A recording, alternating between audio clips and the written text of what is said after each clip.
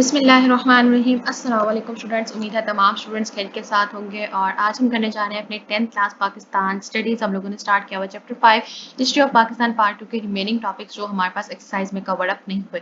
हम लोगों ने स्टार्टअप लिया था जी एक्सरसाइज से और एक्सरसाइज वाइज हम लोगों ने सॉल्व आउट किए थे लॉन्ग क्वेश्चंस के जो टॉपिक्स थे वो भी हमने एक्सरसाइज के अकॉर्डिंग सॉल्व किए थे और उसमें हमारे पास 5 to 6 टॉपिक्स जो है वो कवर हो गए थे। तो आज हम देखेंगे कि हमारे पास कौन से ऐसे टॉपिक्स हैं जो हमारे पास ड्यूरिंग द एक्सरसाइज को सॉल्व करते हुए कवर नहीं हुए, उनको आज रीड आउट करेंगे। उनमें से इंपॉर्टेंट चीज़ों को मार्क करेंगे जो कि हमारे पास एमसीक्यूज होंगे, शॉर्ट क्वेश्चंस होंगे और हमारे पास एग्जाम पॉइंट ऑफ व्यू से वो काफ़ी इंपॉर्टेंट होंगे। तो एक दफ़ा गो थ्रू करते हैं कि हमारे पास कौन सा चैप्टर जो है टॉपिक वाइज हम लोगों ने कर लिया था एक्सरसाइज के थ्रू और आज हमारे पास कौन सा सबसे पहला ऐसा टॉपिक आएगा जो कि हम लोगों ने आज के लेक्चर में कवर करना होगा। तो सबसे पहले था जी हमारे पास जुल्फ़िकार अली भुट्टो, वो कि हम लोगों ने लॉन्ग क्वेश्चन के दौरान जब हम लोगों ने सॉल्व आउट किया था उसको कम्प्लीटली हम लोगों ने कवर किया था with the help of the headings. तो जुल्फ़िकार अली भुट्टो का टॉपिक जो था वो हम लोग कर चुके थे। तो आज नेक्स्ट टॉपिक है हमारे पास जनरल ज़ियाउल हक, जो कि हम लोगों ने during the exercise solve out नहीं किया था। तो आज हम करेंगे अपना नेक्स्ट सेकंड टॉपिक होगा आप लोगों हिस्ट्री ऑफ पाकिस्तान में जनरल मोहम्मद ज़ियाउल हक एरा 1977 टू 1988। ये आज के इस लेक्चर में हम लोगों ने डिस्कस करना है। तो सबसे पहले आप लोगों के पास हेडिंग आ जाएगी जी इंट्रोडक्शन की, जो आप लोगों के सामने स्क्रीन पे मेंशन भी कर देती हूँ। इंट्रोडक्शन की आप सबसे पहले हेडिंग देंगे और जनरल ज़ियाउल हक का एरा आज हम लोग डिस्कस करेंगे। Zulfikar Ali Bhutto announced early elections and held elections in March 1977। तो जुल्फ़िकार अली भुट्टो ने इलेक्शंस कब हेल्ड करवाए? मार्च 1977 में। All the notable opposition parties of that time formed an alliance, Pakistan National Alliance (PNA), to compete with Pakistan People's Party. Pakistan People's Party won the elections, but the Pakistan National Alliance (PNA) launched a protest movement accusing Pakistan People's Party of rigging in the elections। आपसे पूछा जा सकता है कि why PNA launched a protest movement against Pakistan People's Party. तो आप बताएंगे जी उनकी रीजन कि उनको अक्यूज था of rigging in the election starts why they launched a protest movement. Talks began between Zulfikar Ali Bhutto and Pakistan National Alliance to resolve the issue, जहाँ से हम कहते हैं मुज़ाकिरात।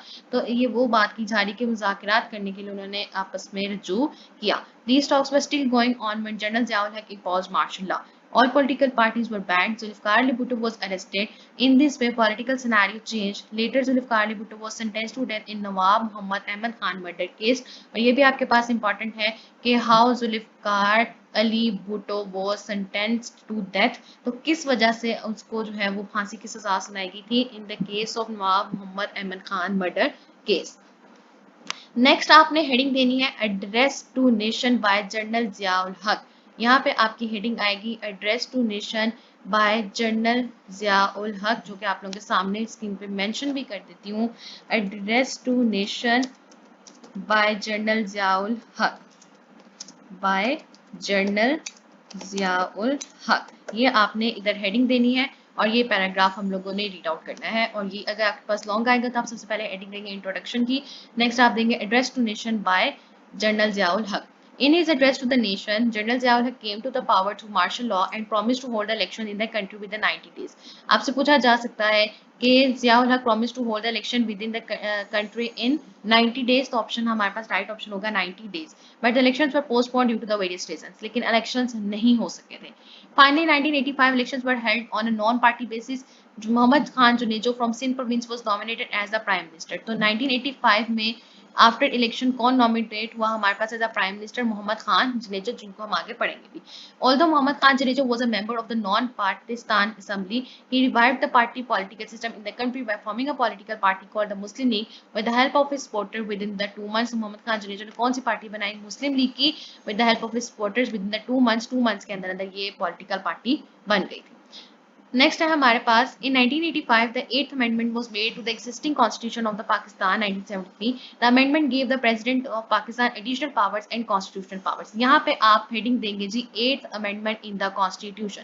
यहाँ पे आप हेडिंग देंगे 8th amendment in the constitution. ये आप लोगों ने यहाँ पे हेडिंग देनी है। आप लोग अपनी स्क्रीन पे भी आपको शो हो रहा है और आपने अपनी बुक्स पे भी ये हेडिंग मेंशन कर देनी है।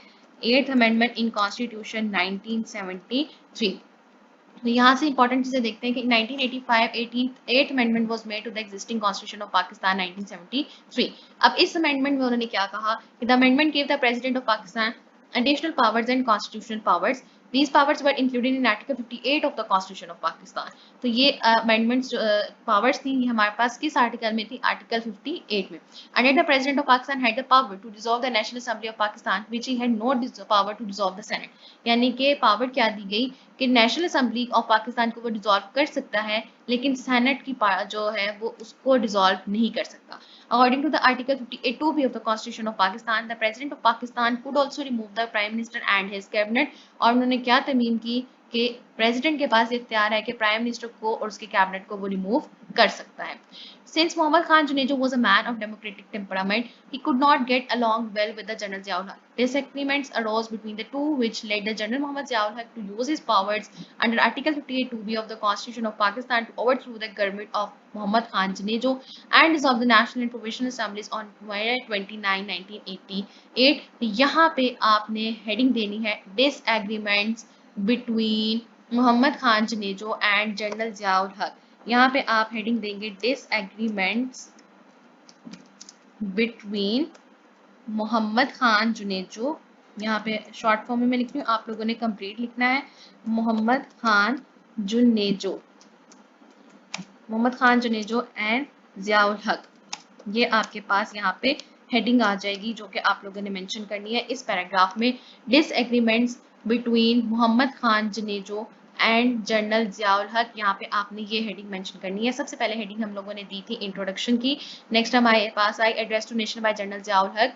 फिर हमारे पास थी 8th amendment to the constitution 1973 और इधर हमारे पास हेडिंग आएगी disagreements between Mohammad Khan Junejo and General Ziaul Haq, जो कि आप लोगों ने यहाँ पे कंप्लीट पैराग्राफ इसके अंदर लिखना है. और यहाँ पे एक इंपॉर्टेंट चीज हम मार्क करेंगे कि जनरल जियाउल हक ने किस आर्टिकल को यूज करते हुए मोहम्मद खान जुनेजो की जो गवर्नमेंट से खत्म किया था, आर्टिकल 58(2)(b) और नेशनल प्रोविंशियल असेंबलीज को डिसॉल्व कब किया, मई 29, 1988 को.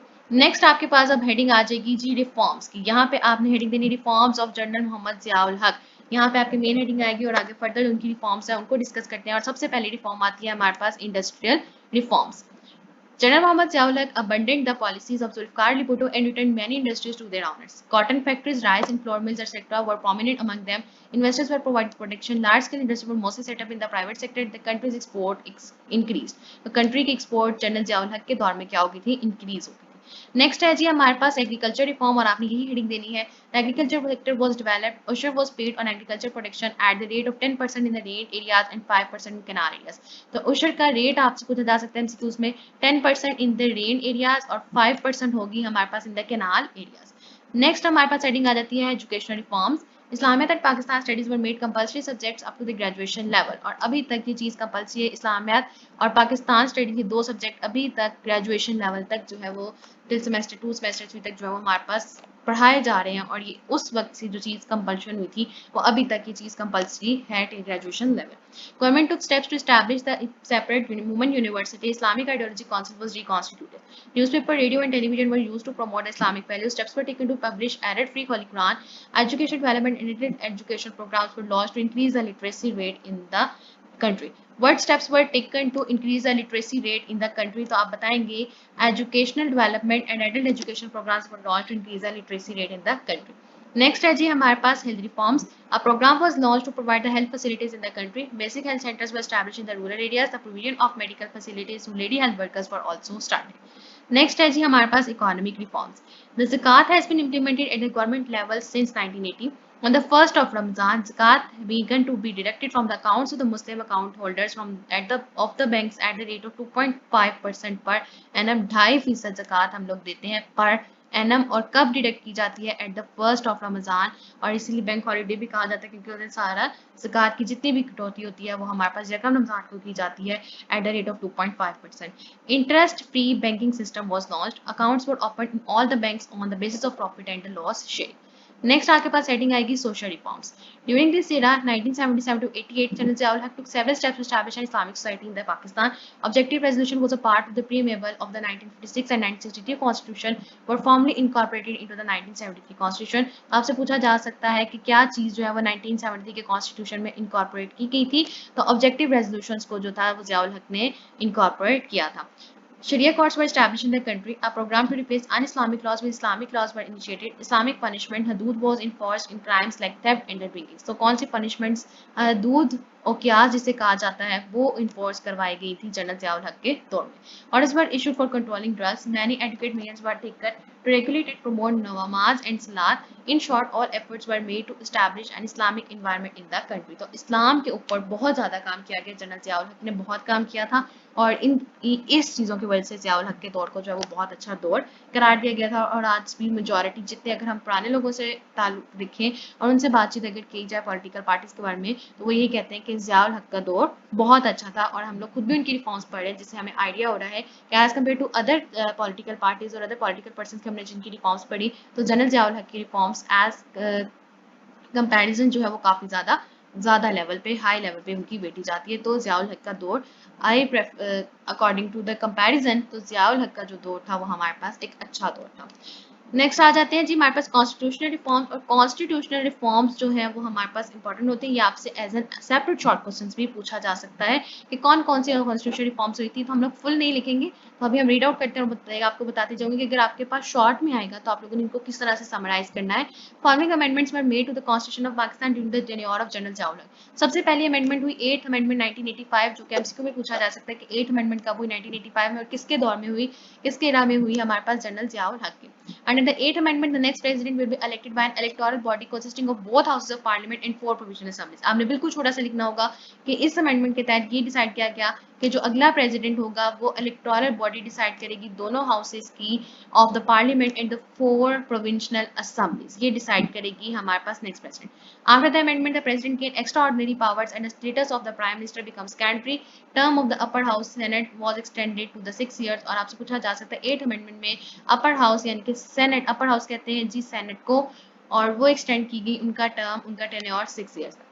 9th अमेंडमेंट हमारे पास हुई 1985 में। और इसमें क्या कहा गया कि article 2 of the constitution adds that Islamic injections derived from the Quran and Sunnah will be the source of the highest law and the guidance। और 10th अमेंडमेंट की गई 1987 में। The 10th amendment sets a minimum of 130 working days for the National Assembly and the Senate, तो at least minimum 130 working days होंगे national assembly के और senate के, जो कि हमारे पास 10th अमेंडमेंट की गई थी 1987। नेक्स्ट हमारे पास आ जाते हैं उनके एडमिनिस्ट्रेटिव रिफॉर्म्स। उसमें है जी हमारे पास कि in 1979 Russian forces entered Afghanistan. MCQ में हमारे पास बहुत इंपॉर्टेंट कि when Russian forces entered Afghanistan 1979। General Muhammad Ziaul Haq adopted a blunt policy with great confidence and courage and stood firm against the intervention of the Russian forces. People of Afghanistan rose up against the Russian invasion and began to resist. The moral support of the government of Pakistan raised the spirits of Afghan Mujahideen. The Mujahideen surprisingly defeated the Russian forces on every front. By 1986, Russia was completely disappointed. When he saw his defeat clearly, he went to the negotiating table. As a ceasefire agreement was reached between the United States and Russia in Geneva, city of Switzerland, in April 1988, Pakistan was also a part of the agreement. Russia conceded defeat and withdrew its troops from Afghanistan on February 15 February 1989 as promised। यहाँ पे हम लोग important चीज़ें mark करेंगे कि cease fire agreement जो है वो कहाँ पे किया गया था, between the United state and Russia, Geneva city में, स्विट्जरलैंड में, इन अप्रैल 1988 में। और पाकिस्तान भी उसका हिस्सा था, जेनेवा एग्रीमेंट का हिस्सा था हमारे पास। और रशिया ने अपनी धार को एक्सेप्ट किया था और अपनी जो फोर्स थी उसको बाहर कब निकाला अफगानिस्तान से, 15 Feb 1989। ये बहुत इंपॉर्टेंट इंसिडेंट है। Due to the bad situation in Afghanistan, millions of Afghan refugees migrated to the Pakistan. Hundreds of Afghan refuge camps have been set up in Pakistan. Relations between the people of the two countries have become stronger. Due to the successful Afghan policy, Pakistan has received a lot of international acclaim. Pakistan relations with democracy become stronger. Pak-Afghan diplomatic relations have also improved significantly. Pakistan gained a special place in world of for its condemnation of Russian domination and atrocities in Afghanistan. General Muhammad Ziaul Haq's services on the Afghan issue were appreciated internationally. He fully participated in the activities related to the Islamic Summit Conference and unity of the Muslim Ummah. He also addressed the UN General Assembly as a representative of the Islamic conference. तो उन्होंने किसके तौर पर address किया था, as a UN general assembly में, as a representative of the Islamic conference. तो ये था आज हमारा वो टॉपिक जो कि हमारे पास एक्सरसाइज में कवर नहीं हुआ था, जनरल मोहम्मद ज़ियाउल हक हम लोगों का। सेकंड टॉपिक था आफ्टर जुल्फ़िकार अली भुट्टो, जिनका इरा आया था 1977 1988। बहुत आसान इनकी रिफॉर्म्स हैं और इनकी टॉपिक भी बहुत आसान है, जो कि याद करने में भी हमें बहुत आसान होता है। तो ये था आज के इस लेक्चर में हम लोगों ने डिस्कस किया। इंशाल्लाह कुछ हमारे पास टॉपिक्स ऐसे हैं 2 to 3 टॉपिक्स जो कि हमारे पास एक्सरसाइज में कवर नहीं हुए थे, वो हमें एडिशनल लेक्चर्स में से कवर करना होगा। आज के इस लेक्चर में हमारे पास जनरल ज़ियाउल हक का टॉपिक था, जो कि हमने डिटेल के साथ डिस्कस किया और मुझे उम्मीद है आप लोगों को समझ में आ गया होगा। कोई भी डिफिकल्टी, क्वेरी या कोई ऐसी चीज़ समझ में नहीं आई तो आप लोग ज़रूर कमेंट कर सकते हैं। मेरी तरफ से मुकम्मल कोशिश होगी कि जल्द से जल्द आपके कमेंट्स का रिस्पॉन्ड आउट किया जाए। और मेरी आप सबसे सिर्फ एक ही रिक्वेस्ट होती है, काइंडली प्लीज़ चैनल को जरूर सब्सक्राइब कर दीजिए, वीडियो को लाइक कर दीजिए और ज़्यादा से ज़्यादा शेयर कर दीजिए। Thank you.